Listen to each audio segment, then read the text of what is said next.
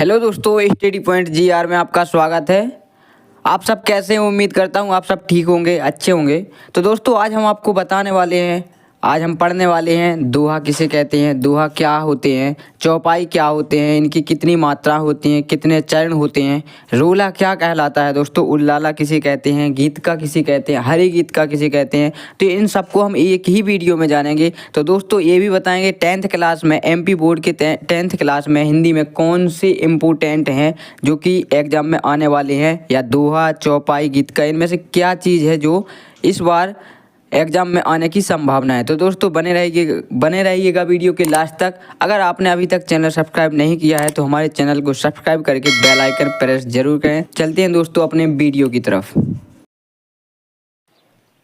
तो दोस्तों हम जानते हैं दोहा किसे कहते हैं, दोहा की परिभाषा क्या होती है, दोहा को कितने चरणों में रखा जाता है, कितनी मात्रा होती है, प्रत्येक चरण में कितनी मात्रा होती है। तो दोस्तों हम दोहा को जानते हैं, उसके उदाहरण को जानते हैं, क्या उदाहरण होते हैं। तो दोस्तों जानते हैं उदाहरण, सबसे पहले जानते हैं परिभाषा, ठीक है। तो दोस्तों यहाँ पर दोहा अर्ध सममात्रक छंद होता है, दोहा अर्ध सममात्रक छंद होता है। यह सोरठा का उल्टा होता है, जो सोरठा होता है उसका ये उल्टा होता है। इसमें 4 चरण होते हैं, ठीक है। दोहे में 4 चरण होते हैं। इसके पहले और तीसरे चरणों में 13-13 मात्राएं तथा दूसरे और चौथे चरणों में 11-11 मात्राएं होती हैं। तो दोस्तों ये इसका जो पहला और तीसरा चरण होता है उसमें 13-13 मात्रा होती हैं, और उसके बाद में जो दूसरा और चौथा चरण होता है उसमें 11-11 मात्राएं होती हैं। कुल मिलाकर 4 चरण होते हैं। तो दोस्तों इसकी परिभाषा यानी कि दोहे की परिभाषा हम ऐसे भी याद रख सकते हैं कि जिसके 4 चरण हों और पहले और तीसरे चरण में 13-13 मात्रा, दूसरे और चौथे चरण में 11-11 मात्रा होती हों, उसे हम दोहा कहते हैं, ठीक है। तो यहाँ पर 4 चरण होते हैं जो दोहा कहलाता है।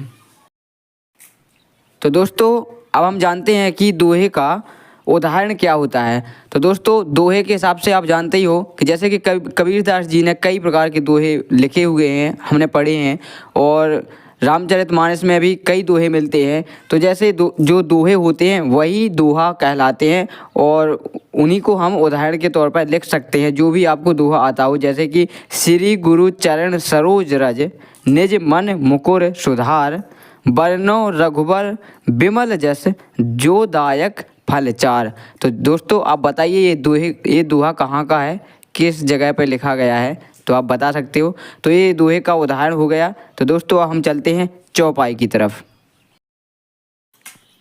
तो दोस्तों अब हम जानते हैं कि चौपाई किसे कहते हैं, चौपाई की परिभाषा क्या है, चौपाई में कितने चरण और कितनी मात्राएं होती हैं, और दोस्तों चौपाई का क्या उदाहरण है। तो दोस्तों जानते हैं चौपाई के बारे में। तो दोस्तों यह एक सममात्रक छंद है।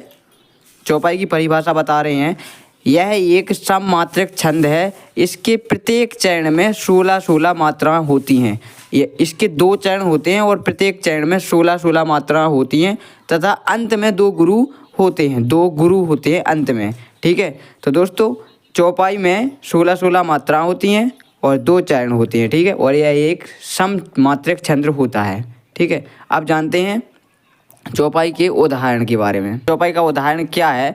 तो दोस्तों आपने देखा होगा कि रामायण की जितनी भी चौपाइयाँ हैं, श्री रामचरितमानस की जितनी भी चौपाइयाँ हैं, वो सिर्फ चौपाई के उदाहरण ही हैं। उसके बाद में आपने सुंदरकांड देखा होगा, सुंदरकांड पढ़ा या सुना होगा, तो उसमें जो चौपाइयाँ हैं वो भी चौपाई के ही उदाहरण हैं। तो दोस्तों यहाँ पर हम फिर भी देख लेते हैं। तो दोस्तों चौपाई का उदाहरण है, रघुकुल रीत सदा चली आई, प्राण जाए पर वचन न जाई। तो यह चौपाई का उदाहरण हो गया। अब हम जानते हैं गीतका के बारे में। गीतका किसे कहते हैं, गीतका की परिभाषा क्या है। तो दोस्तों सबसे पहले तो परिभाषा या लक्षण देख लेते हैं। तो यह सममात्रक छंद है, गीतका के बारे में बता रहे हैं दोस्तों, यह सममात्रक छंद है। इसके 4 चरण होते हैं, ठीक है। प्रत्येक चरण में 14 और 12 की यति से 26 मात्राएं होती हैं। अंत में क्रमशः लघु और गुरु होता है, ठीक है। अंत में क्रमशः लघु गुरु होता है। इस छंद के प्रत्येक चरण की तीसरी, 10वीं, 17वीं और 24वीं मात्रा लघु होनी चाहिए।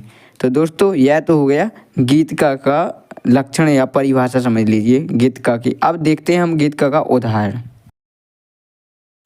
तो दोस्तों हम जानते हैं गीतका का उदाहरण।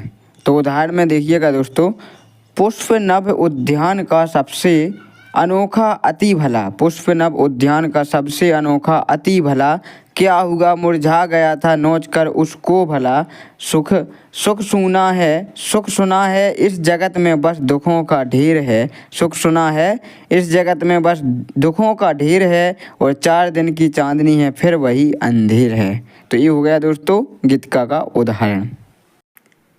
तो दोस्तों सीखने के लिए तो सब कुछ सीखना चाहिए, जैसे कि दोहा, चौपाई, रोला, उल्लाला, हरि गीत का सब कुछ सीखना चाहिए, क्योंकि ये व्याकरण के बहुत ही महत्वपूर्ण अंग होते हैं। तो दोस्तों लेकिन आज हम आपको सिर्फ इतना ही बताने वाले हैं कि सिर्फ दोहा, चौपाई और गीत का, क्योंकि दोहा, चौपाई और गीत का इन 3 में से एक 100% 100% लिख कर ले लीजिए कि MP बोर्ड में हिंदी में आने ही वाला है। तो दोस्तों आज के लिए सिर्फ इतना ही, मिलते हैं अगले वीडियो में, तब तक के लिए जय हिंद, जय भारत।